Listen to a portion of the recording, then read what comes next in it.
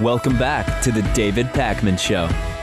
All right, welcome back to the show. I think everybody's calmed down from the iPad giveaway, and we can now, if you'll allow it, Lewis, proceed with the show. Let's do it.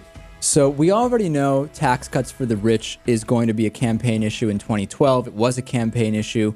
Most people don't want it. Most people don't benefit from it. It's legislation by the few, and certainly for the few. Keeps donors and friends of politicians happy. Surely that's not the case with spending, right, Lewis? I mean, the GOP and the Tea Party has said many, many times, ad nauseum over the campaign, they are serious about cutting spending. Nothing is off the table. Spending needs to be cut, right? I mean, they can't possibly just be saying that, right? Obviously, they would do it at any opportunity. You tell me.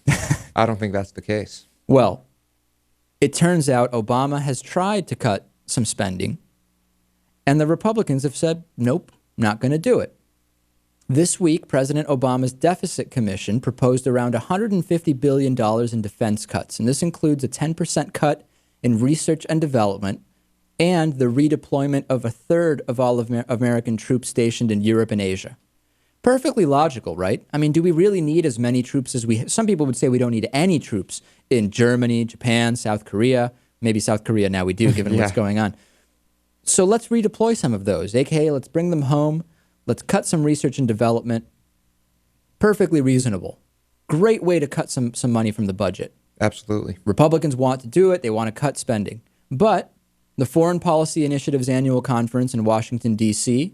Had Congressman Buck McKeon, Republican from California, the likely incoming chairman of the House Armed Services Committee, a guy who will actually influence what happens with military spending, offered some counter-programming to the idea that the military budget is even trimmable. McKeon argued that increased defense spending was vital to national interest, taking a near-apocalyptic stance. He actually went so far as to say, a defense budget in decline portends an America in decline. He said even a proposed 1% increase in defense spending over the next 5 years is tantamount to a spending cut. Do you see what he's saying here, Lewis? Yes, he's predicting trouble. He is no. It's more than that. He is preemptively saying, not only does he not want defense spending cut at all, not only does he not want it staying the same, not only does he want it only going up a little bit, anything short of a significant continued increase in defense spending to him is like cutting spending on defense, because it's the type of thing we need to constantly be increasing. These are the Republicans who want to, at all costs, Lewis, and to our audience, cut spending. They want to reduce the debt. They want to reduce the deficit. Here's an opportunity to make a slight adjustment. We're talking 10% cut in R&D and redeploying a portion of troops in countries where we don't even really need them. Nope, not going to do it. Not only aren't we going to do that, we need more bases. If there has ever been a more egregious example of the effect of the military-industrial complex in the United States, more research, more development, more weapons, more bases, more soldiers, but we need to cut spending. We need to cut it anywhere we can, but not there. There we need it to anywhere go up. but foreign military spending? Anywhere but defense, research and development, so on and so forth.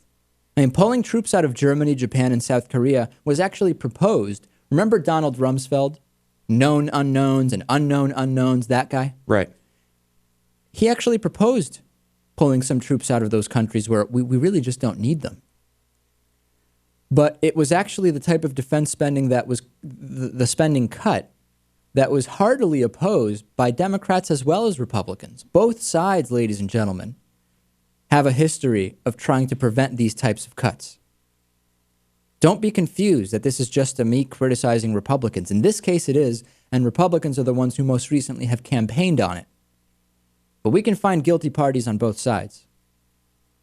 I think people should be concerned about where Republicans want to cut spending, if not. Oh, but come on, Lewis, that would require specific answers. Rand Paul was recently asked, well, where would you cut it? And he said, well, it's too early to get involved in that. I need to review everything. I haven't even been sworn in yet. Mm-hmm. And you know what? I don't deny that the Republicans did very well in the House in the last election, But voters are already gloomy about the upcoming Republican Congress. There's 2 polls. 48% in one poll are happy about the upcoming Republican majority. Let's compare it to some other numbers. 4 years ago, 60% were happy about the Democratic majority, and it still led to horrendous approval ratings for Congress. In a different poll, only 40% are pleased about the GOP majority. There is buyer's remorse going on already, Lewis, but there is no return policy. On Black Friday coming up, people will stand out there all night. They'll buy all this stuff. They get a return policy. There's no return policy here with this GOP majority. And just so you know, you do get a chance to make another buying decision in 2 years. For all of those who say the country overall is moving right, that's also not true, included in the same poll. Majority of voters didn't actually vote for Republicans because they support the policies, but because, lo and behold, big surprise, they were unsatisfied and upset with what was going on. Long history of this. We have a party switch in the White House, and then we have that party losing control of the House in the midterm elections. It's not a new thing. And also, this is just sad to read, Lewis, but nobody expects anything to improve. 22% say Democrats and Republicans will work together. Only 22%. 28% say things will get worse. About half of people say it doesn't matter. It's all staying the same. What can we even say? It's a sad state of affairs, is it not? It is. That's what I hear at work all the time. People think it doesn't even matter. We're in trouble. Things are going to continue to get worse. Our economy's like balancing on a tightrope. No good. Lewis he's aware of the pulse of America by bartending and really seeing people from both sides of the political spectrum, no? The town I am in, yeah, literally right in the middle of both sides. The David Pakman Show is made possible by listeners like you and by Greenfield Savings Bank, building a strong community one account at a time, with neighborhood offices in Greenfield, Amherst, Conway, Shelburne Falls, South Deerfield, and Turners Falls, and online at greenfieldsavings.com. By the Daily Hampshire Gazette and gazettenet.com, connecting our communities with local news and information. By DIF Design, specializing in custom business websites at difdesign.com. Find out more about underwriting The David Pakman Show at davidpakman.com.